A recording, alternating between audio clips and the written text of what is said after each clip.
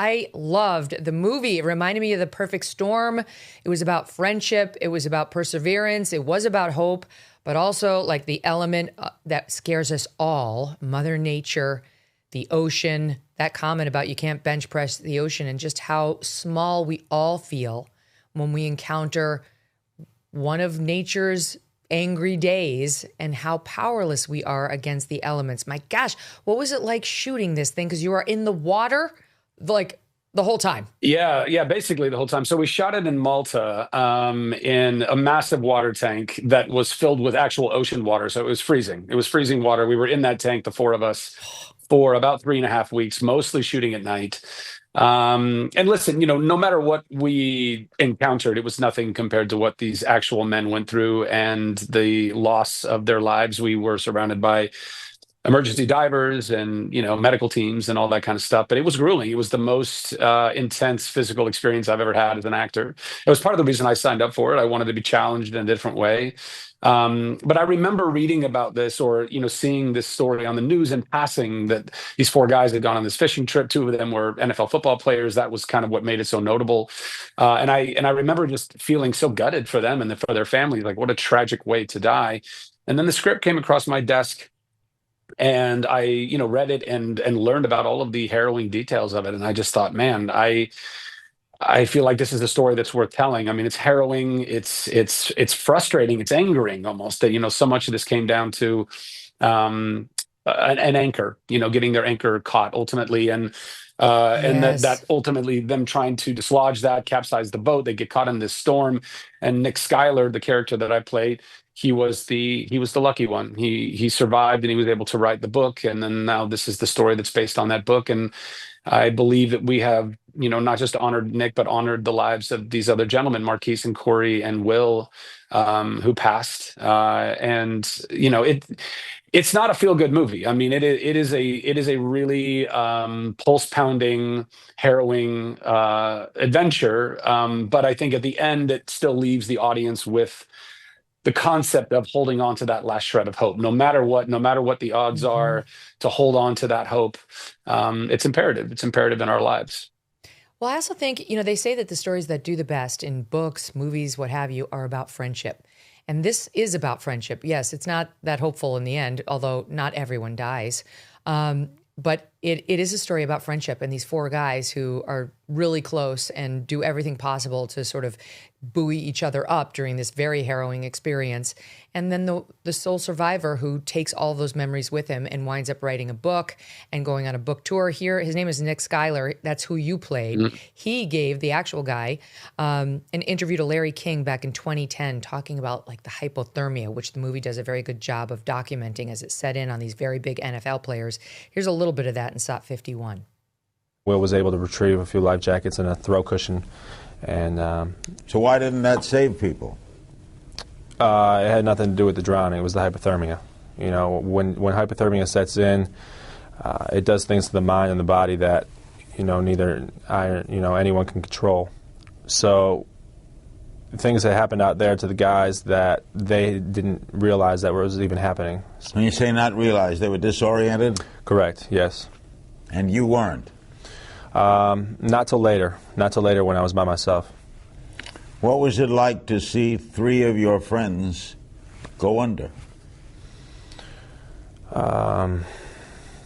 It was probably the worst thing I could ever imagine for anyone else. It's really indescribable, and words don't do justice, but, particularly how those guys, went, and to sit there absolutely helpless and defenseless and not being able to help them or get help or whatever. It was definitely heart-wrenching, and looking into their eyes once again, them not even knowing what's going on, was definitely difficult.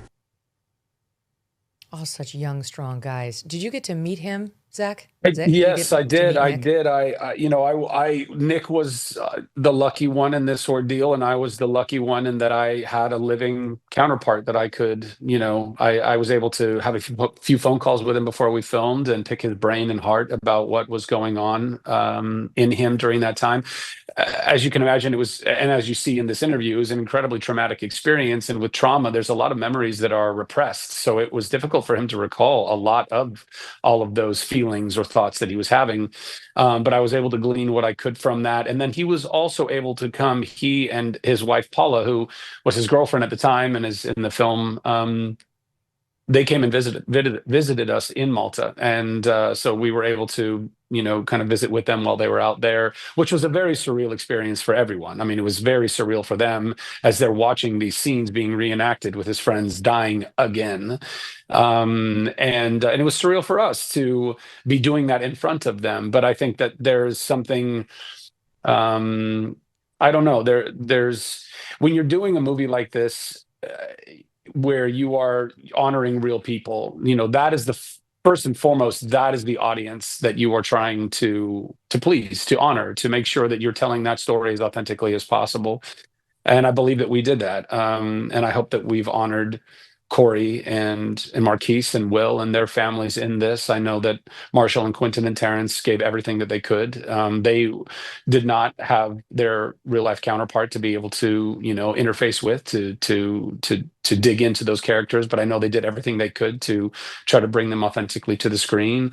And we all bonded greatly while we were in that tank. I mean, you can't help but bond because we really were freezing and we were huddling up during the take, after the take, between takes, just trying to stay warm. And again, I'm not trying to paint this as if we were in the same peril that those gentlemen were in, but No, yeah, but it was a gnarly experience. I mean, that's grueling for you as an actor. I remember Kate Winslet talked about that after she shot Titanic, about how they went through a lot of that themselves, like near hypothermia from the scenes she had to do immersed in water for hours and hours on end. So it can be somewhat dangerous and unpleasant for the actors. Of course, that's not to compare it to the actual. Yeah. You mentioned that scene where the boat gets caught, where the anchor gets caught. And honestly, that's what reminded me of The Perfect Storm, that and some of the waves that came after when the guys were floating.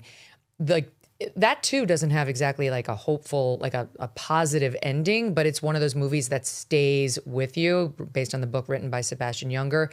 We have a little bit of that scene cut. You need to see the whole movie, which is called Not Without Hope. It hits theaters this Friday. Go see it. But here's a little bit of that moment in just a gripping scene. I think it's SOT 49. A little more, Coop, a little more. Yeah. I think it's working. Hey, it's working.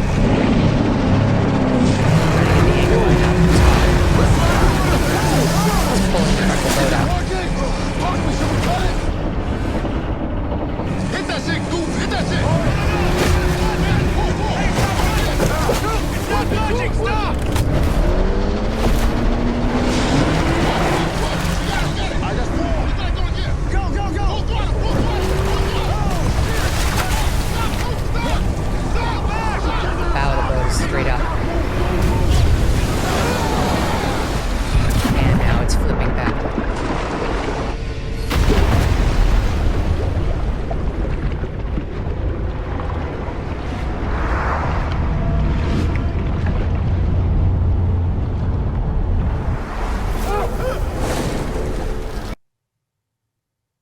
That is like, you're all underwater. What'd you have to do for that? Because that looks terrifyingly realistic. Well, we all had wonderful stunt doubles.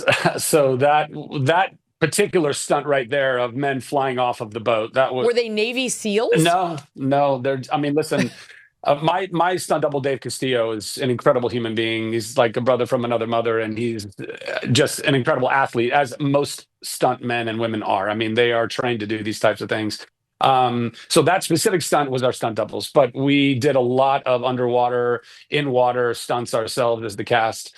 Lots of wave machines, wind machines, rain machines, water cannons, all kinds of stuff. But oh man! But just quickly, this was when I read the script, because this happens, pretty much in the beginning of the movie, the anchor getting caught and what leads to, ultimately the demise of three of these gentlemen. Marquise, a week prior, had been on a fishing trip and he got his anchor caught in the same place, and he had to cut the anchor, and it was a $500 anchor. And he didn't want to cut another anchor. And so that's what ultimately led to this. And it's in fear as I'm reading the script, I'm so angry. I'm angry for all of them. I'm angry for their families. I'm angry that this simple little thing could have been the difference between them actually getting home and being alive today, right? And it's one of the things that making the movie, and even afterwards, as I've kind of contemplated it, I want audiences to be moved by this movie, obviously, and I think that they will be. And I think that you can take hope away from this, to hold on to hope, if nothing else, like hold on to that last shred of hope, and believe that there are people out there that are praying and hoping for you as their families were. But also, kind of philosophically, one of the things that I hope audiences take from this, and certainly what I take from this, is cut the anchor. Like, whatever is in your life, whatever petty little thing or large thing or whatever it is that is pulling you down, that is weighing you down, that is drowning you. And we all have them. And we got to cut these anchors. We cannot, miss the forest for the trees. Ever read the label on a typical bag of chips? It's often a science experiment of seed oils, MSG, artificial dyes, and mystery ingredients. Masa is part of the growing movement to bring back real food. Masa chips contain just 3 ingredients: organic corn, sea salt, and 100% grass-fed beef tallow. Not only do these chips avoid the bad stuff, they also taste delicious too. Snacking on Masa chips is nothing like eating regular chips. With Masa, you feel satisfied, light, and energetic with no crash and no bloat. And if you love Masa, then you will love Vandy Crisps. Vandy, which is Masa's sister company, makes the most delicious 3-ingredient potato chips too. Ready to give Masa or Vandy a try? Use code MK for 25% off your first order at masachips.com or vandycrisps.com, or simply click the link in the video description or scan the QR code to claim this delicious offer. Don't feel like ordering online? Masa and Vandy are now available nationwide at your local Sprouts supermarket. Stop by and pick a couple of bags up before they're all gone. Thanks so much for watching. If you like what you just saw, hit the subscribe button for more clips and full episodes.